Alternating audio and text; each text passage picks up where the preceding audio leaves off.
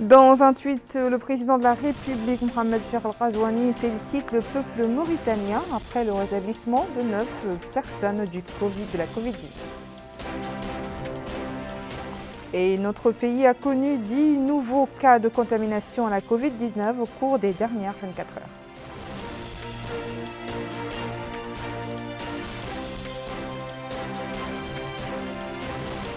La commission interministérielle chargée de la lutte contre la propagation du coronavirus visite le lieu de confinement et le centre de traitement des malades.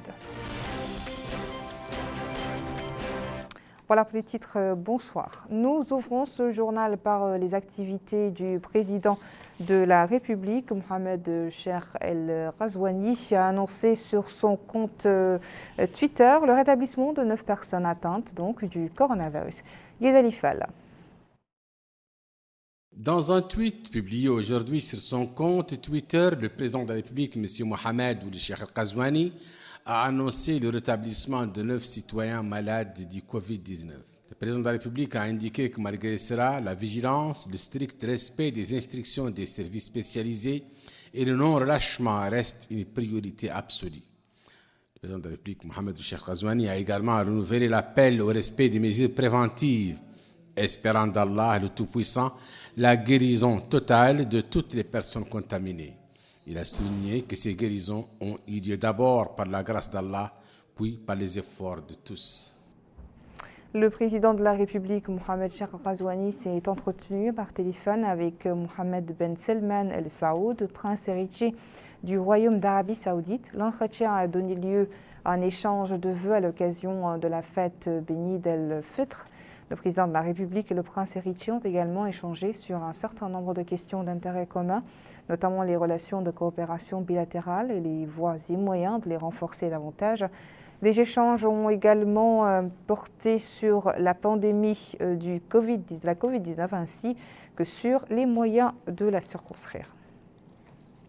Autre entretien téléphonique du président de la République, celui qu'il a eu avec le prince héritier d'Abu Dhabi, vice-chef des forces armées des Émirats arabes unis, Mohamed Ben Zayed Al Nahyan. L'entretien a permis au président de la République et au prince héritier d'échanger des vœux à l'occasion de la fête Al-Fitr. Le président de la République et le prince ont aussi évoqué des questions d'intérêt commun, particulièrement celles en rapport avec la crise actuelle consécutive à la propagation du coronavirus et à ses conséquences économiques et sociales, ainsi qu'aux moyens les meilleurs pour faire face à ce fléau mondial. Activité présidentielle toujours, le président de la République a adressé un message de félicitations au roi hachimite de Jordanie, Abdallah II Ben Hussein, à l'occasion de la célébration de la fête nationale de son pays. Le président de la République a exprimé à Sa Majesté ses chaleureuses félicitations et a souhaité à cette occasion au peuple jordanien, frère, plus de progrès et de prospérité, tout en rappelant au roi de Jordanie sa détermination à poursuivre les efforts visant à renforcer et à développer les relations de coopération unissant les deux pays dans l'intérêt mutuel des deux peuples. Autre message de félicitation du président de la République, Mohamed Cheikh Al-Ghazouani, celui qu'il a adressé à son homologue argentin, Alberto Fernandez, à l'occasion de la célébration de la fête nationale de son pays. À cette occasion, le président de la République a souhaité à son Excellence et au peuple argentin ami plus de progrès et de prospérité. Nous l'abordions hier, le président de la République a adressé un discours à la nation à l'occasion de la célébration de la fête d'Al-Fitr.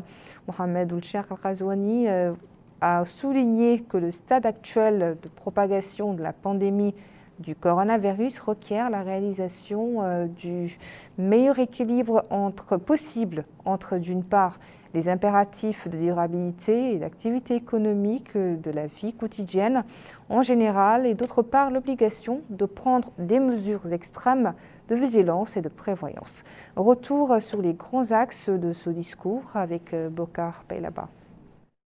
Dans ce discours, le président de la République, M. Mohamed Cheikh Al-Ghazouani, a d'abord souhaité la paix et la miséricorde d'Allah au peuple mauritanien.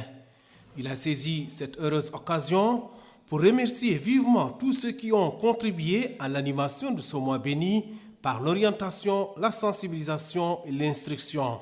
Il a ensuite déclaré que notre pays fait face à une nouvelle étape de propagation du coronavirus marquée par une augmentation sensible du nombre de personnes atteintes. Il a imploré Allah le Tout-Puissant d'entourer de son infinie miséricorde tous ceux dont la vie a été emportée par ce fléau et d'accorder prompt rétablissement à toutes les personnes qui en sont malades. Dans la lutte contre la pandémie, le pays a traversé 2 étapes essentielles. La première étape a été celle de cas restreints de contamination provenant pour la plupart de l'étranger.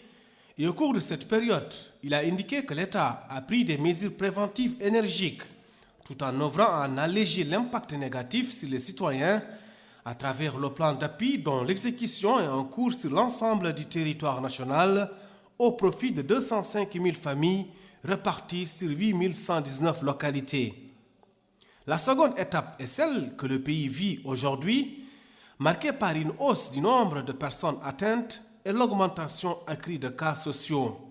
Cela signifie que le pays est obligé de vivre avec ce fléau pendant une certaine période. Pour cela, le président de la République a indiqué que l'État doit veiller à réaliser le meilleur équilibre d'une part, les impératifs de durabilité de l'activité économique et de la vie quotidienne, et d'autre part, l'obligation de prendre les moyens extrêmes de vigilance et de prévoyance. Ainsi, la stratégie de lutte contre cette pandémie évoluera sans cesse pour s'adapter aux différents stades de propagation du virus. Dans ce discours, le président de la République, M. Mohamed El-Cheikh El-Ghazouani, a en outre déclaré que l'État veillera à poursuivre l'appui aux citoyens et à accélérer le rythme d'exécution des projets initialement programmés pour l'amélioration des conditions de vie des franges sociales les plus démunies. Il a averti que l'État ne tolérera aucune forme de mauvaise gestion ou de quelconque entorse aux règles de bonne gouvernance.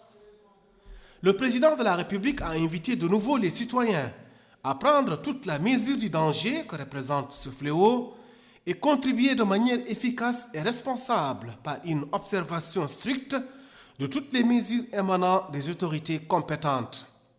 Il a ajouté que tous doivent faire bloc à toute entorse aux mesures préventives et à tout laxisme dans l'observation des orientations faites dans ce sens. Il a rassuré qu'avec l'aide d'Allah et grâce au sacrifice de tous, le pays dépassera cette crise. Enfin, le président de la République, M. Mohamed El-Cheikh El-Ghazouani, a renouvelé ses félicitations au peuple mauritanien à l'occasion de la fête bénie d'El-Fitr, saluant les sacrifices énormes, notamment ceux consentis en ce moment crucial, implorant le Tout-Puissant d'éradiquer ce fléau en Mauritanie, dans la Oumma islamique et le reste du monde. À présent, actualité sur la situation épidémiologique du pays avec le point de presse quotidien du directeur général de la santé. Une situation qui a été marquée, qui a marqué une importante baisse de nombre de personnes infectées par le virus Covid-19. Le nombre est passé de 27 cas hier à 10 aujourd'hui, en plus de 9 guérisons annoncées dans le tweet du président de la République. Le point avec le directeur général de la santé, le docteur Sidi Boulzahab. La situation d'aujourd'hui se caractérise par la réalisation de 163 nouveaux tests, dont 95 tests de confirmation, c'est-à-dire à travers un prélèvement nasopharyngé. Et donc, sur les 163 tests, nous avons enregistré 10 cas positifs, en nette diminution par rapport à ce qu'on a observé les derniers jours. Et on s'en félicite. On se félicite également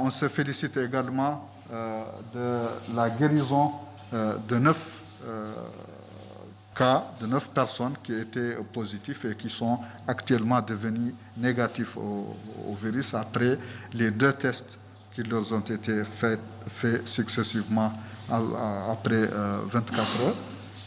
Et donc, ce qui fait que le nombre total de cas qu'on a enregistrés depuis le début de l'épidémie est porté à 237 cas, dont 15 guérisons, c'est-à-dire les 9 d'aujourd'hui et les 6 d'avant, les 6 cas de décès et 216 cas qui sont encore suivis.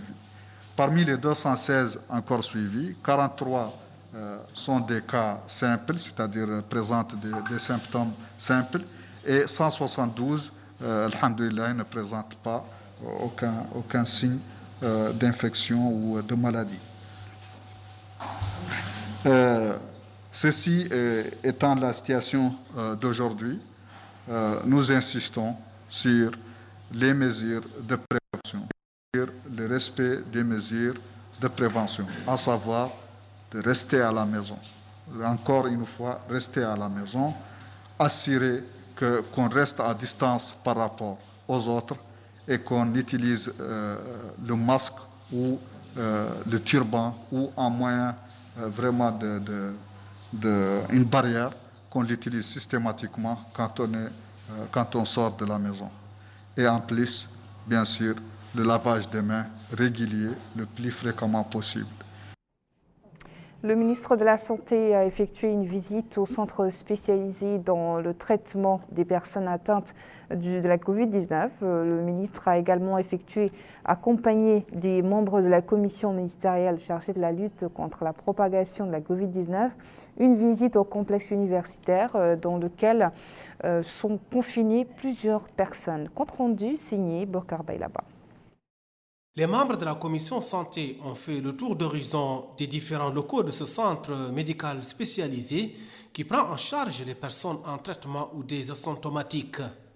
Sur place, le ministre de la Santé, Dr Mohamed Nezirul Hamed, a été édifié sur les conditions de travail du personnel médical et de l'efficacité des dispositions prises pour mettre dans de meilleures conditions des personnes porteurs du Covid-19. Ainsi, le ministre de la Santé a déclaré que cette visite est une instruction du président de la République pour s'informer des conditions de traitement des personnes porteurs du virus.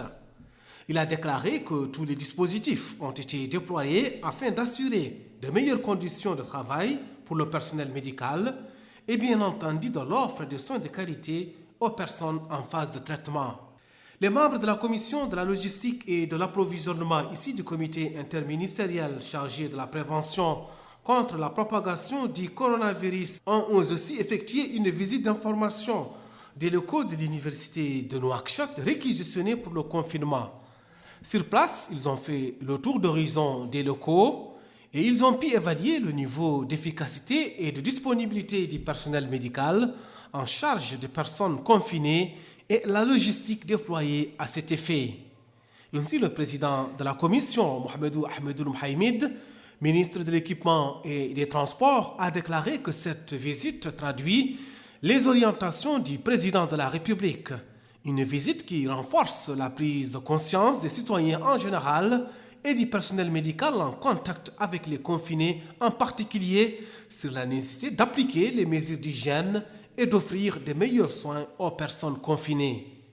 Il a ajouté que des améliorations sont toujours susceptibles d'être apportées en cas de nécessité. En somme, ces deux visites sont de nature à s'informer de la situation sanitaire et des moyens logistiques déployés dans ces différents sites. Direction Chikeik, cette passe située à l'entrée de la wilaya de la Saba. Elle est sécurisée par la gendarmerie nationale qui revient la difficile mission de barrer la route à toute tentative d'infiltration et de passer à la loupe des véhicules et marchandises qui traversent cette zone. Un reportage de Yedali Fall. L'isolement de la ville de Kifa a exigé de la gendarmerie nationale le renforcement de la couverture de cette partie du territoire national afin d'en assurer la sécurité publique, l'application de la loi ainsi que le suivi de la criminalité. Cette unité à Chikeik relevant de la Muqata'a de Guérou à Nassaba veille sur le contrôle de la circulation. La capitale de la Saba, Kifa, est la troisième région de la classification administrative du pays et en est la deuxième ville mauritanienne en population. La Saba se compose de 5 départements également appelés Muqata'a. Il s'agit de Barkawel, de Boumdé, de Guérou, de Kankoussa et de Kifa, la capitale régionale. Ici, à Chikeik, les contrôles de la gendarmerie sont stricts. Tout est passé au peigne fin. Une mission difficile, surtout si l'on sait que cette montée est l'intersection entre 5 grandes wilayas du pays et constitue le passage obligé pour qui veut se rendre en Assabar. C'est d'ailleurs ce qu'affirme le colonel Sidina Ali Woul Mustafa, qui souligne ici que cette unité ne ménage aucun effort pour réussir sa mission de protection des citoyens. Les tentatives d'infiltration sont bloquées et les hommes en uniforme de la gendarmerie ne baissent pas la garde. En passant dans les points de rassemblement des taxis à Nouakchott, on se rend compte que peu de Nouakchottois respectent les consignes en matière de règles barrières. Les chauffeurs de taxi, par exemple, restent sourds aux appels répétés des autorités et ceux des clients parfois qui n'ont pas d'autre choix que s'exposer en s'attendant plutôt dans des voitures à plus de 6. Abdullah Damaba. Ici, au niveau du carrefour d'Afarko, plusieurs taxis sont stationnés et attendent avec impatience les clients à destination des zones périphériques de la capitale. Ces automobilistes sont informés des mesures qui ont été édictées, à savoir principalement celles relatives à la limitation des passagers dans les véhicules de transport. Mais cette mesure ne semble pas être très suivie sur place. C'est ce que dénonce ce passager trouvé sur les lieux. Il affirme que la plupart des chauffeurs ne respectent pas ces décisions. Ceux parmi les taximans qui la respectent ont, souligne-t-il, doublé le tarif du ticket de transport. Cette citoyenne dénonce aussi le non-respect de cette mesure. Cette surcharge, dit-elle, est nuisible. Les conducteurs, à savoir les taximans, sont certes au courant de ces décisions, mais ils expriment leur désarroi par rapport à l'application de ces décisions qui ne peut se faire sans mesures d'accompagnement. C'est ce qu'exprime ce conducteur trouvé sur les lieux qui demande une réduction du coût du gasoil. Si tel est le cas, souligne-t-il, ils seront en mesure d'appliquer cette mesure. Avec ces réductions, ils peuvent transporter à bord 4 personnes. Certes, souligne-t-il, on est des citoyens, mais avec ces charges, il nous est impossible d'appliquer cette mesure. Si le confinement a été conseillé, voire imposé aux citoyens du monde, est considéré comme le meilleur moyen de freiner la propagation de la pandémie du coronavirus, il n'en demeure pas moins qu'il présente des inconvénients. Abdullah Damaba nous en énumère quelques-uns dans ce reportage. L'apparition du coronavirus est à l'origine d'un changement des habitudes des citoyens. Le semi-confinement qui est imposé oblige les populations à rester à la maison, ce qui d'habitude ne constitue pas une règle observée par les citoyens qui avaient le loisir de sortir comme ils le voulaient. Cette privation de contact avec le monde extérieur, ne serait-ce que le temps que doit durer ce semi-confinement, ne manque pas d'avoir des répercussions sur les citoyens. Ahmed Ouljidou, sociologue, indique que le confinement a aussi bien des impacts négatifs que positifs sur la personne. Il permet, dit-il, de renforcer et consolider les relations au sein d'un foyer entre membres d'un seul toit, avec plus de contacts, mais il peut aussi, souligne-t-il, être à l'origine de problèmes à un certain moment parce que la personne a envie de discuter et d'avoir des contacts avec le monde extérieur. Mohamed Oulmbarek, sociologue, affirme que le confinement change l'interaction au sein de la société entre les parents et les enfants. Cela permet, dit-il, d'unifier et de consolider davantage les relations familiales.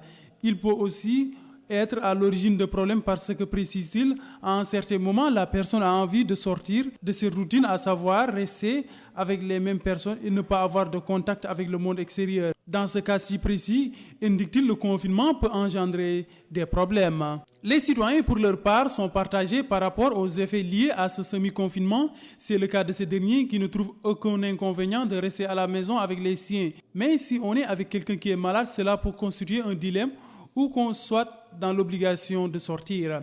Cet autre résident affirme qu'il y a plusieurs problèmes avec ces restrictions. La plupart des citoyens ne sont pas habitués à rester à la maison. Ils ne veulent que partir travailler pour gagner leur pain. La limitation des mouvements des citoyens, même s'il ne semble pas faire l'unanimité, reste l'une des mesures les plus efficaces pour faire face à la propagation de cet ennemi invisible et coriace qu'est le Covid-19. La période de soudure cette année est ressentie avec beaucoup d'acuité par les éleveurs qui, eux, fondent beaucoup d'espoir sur l'État afin de les aider à traverser cette situation. Le long du fleuve, les autorités locales ne ménagent aucun effort pour soutenir cette tranche de la population.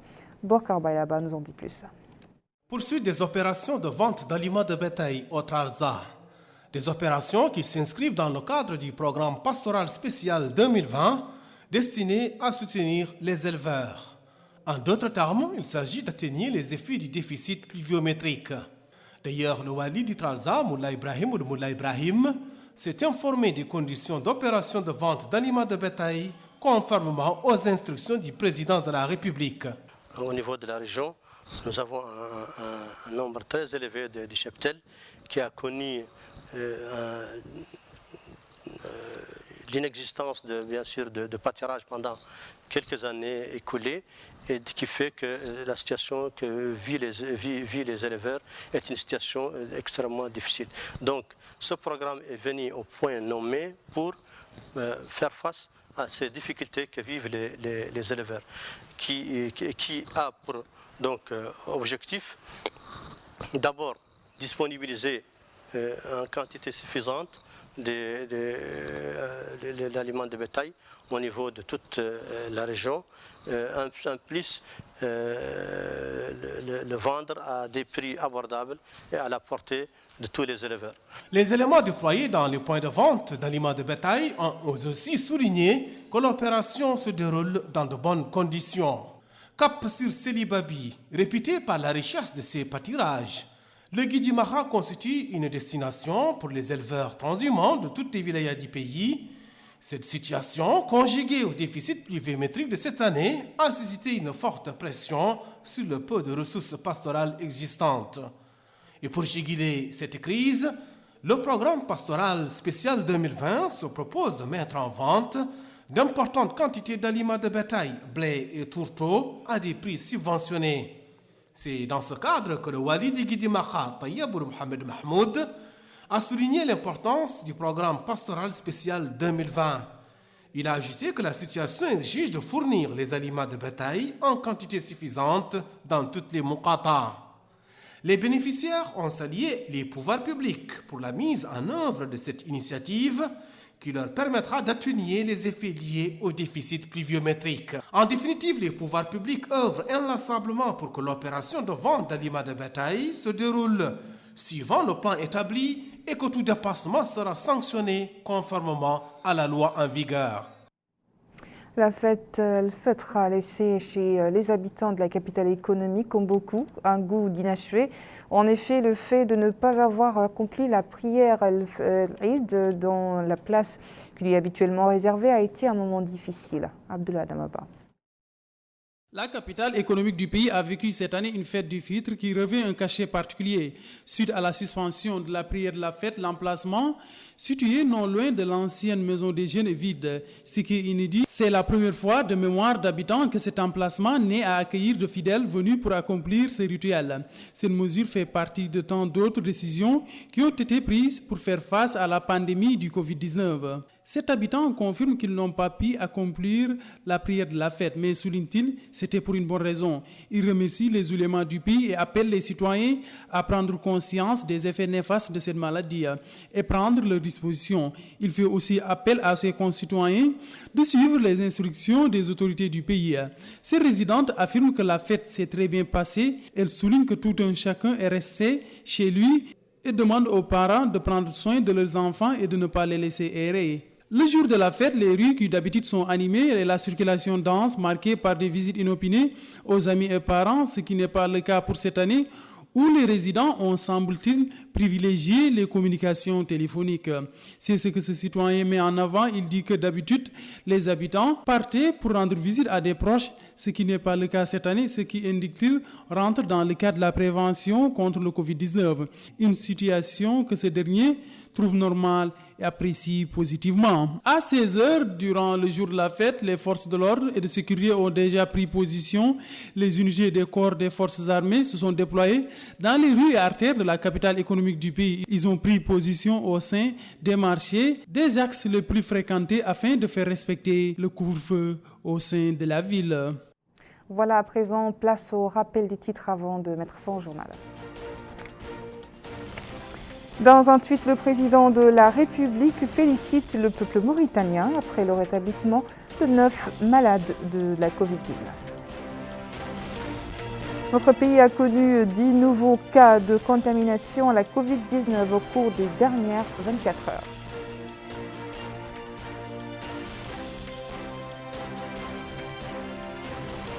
Puis des membres de la commission interministérielle chargée de la lutte contre la propagation du coronavirus visitent le lieu de confinement et le centre de traitement des malades. Merci et très bonne suite de programme sur Elle Mauritania. Bonsoir.